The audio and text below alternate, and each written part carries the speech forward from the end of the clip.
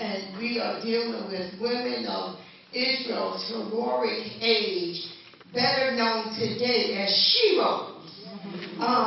And I want to tell you right out the gate that I am going to mess this name up. I have tried to Google it 1,000 times today to say it right, but then it's just not coming out right. So there are a few references to the daughters of Zelophehad in the Bible, and yet they are responsible for the historical change and rules regarding inheritance laws when there is no son to carry the name of the deceased man. The story goes like this. Zelophehad died without having a son to continue his name. As a result, his daughters are not able to receive their father's portion of the promised land because he had no son. Depending on his heirs receiving land in his name, they realize that their current law is not adequate. But it does not take into account the unusual circumstances of a man without sons. You can read about them in Numbers 26 and 28. As I studied this more, the bold achievement of the daughters was a landmark of in women's rights regarding the inheritance of the land, and it moves forward for such a time as now. These women changed the laws for them to inherit their father's land. So this is how it is even today.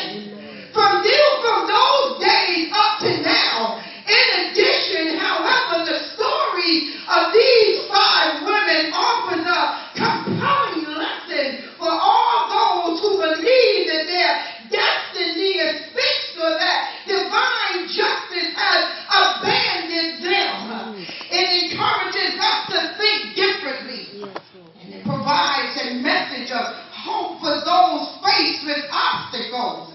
In this story, their law collides with the evolving needs of the society and the reaction of the daughters.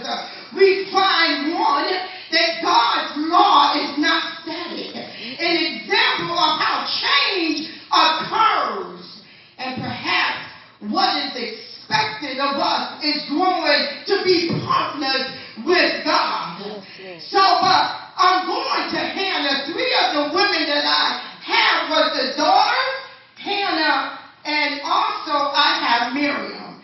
But Hannah had made a promise to God that if she bore a son, she would give him back to God's servant. Hannah followed through on that promise.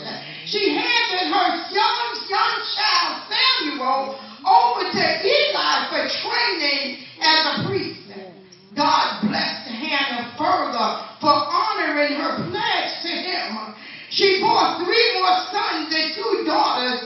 Samuel grew up to become the last of Israel's judges, its first prophet and counselor to its first 2 kings, Saul and David. I'm going to tell you Hannah's strength.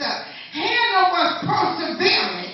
Even though God was silent throughout the time that she was barren, her promises didn't stop her from being and continuing to be perseverant and praying and fasting towards her request for a child for many years.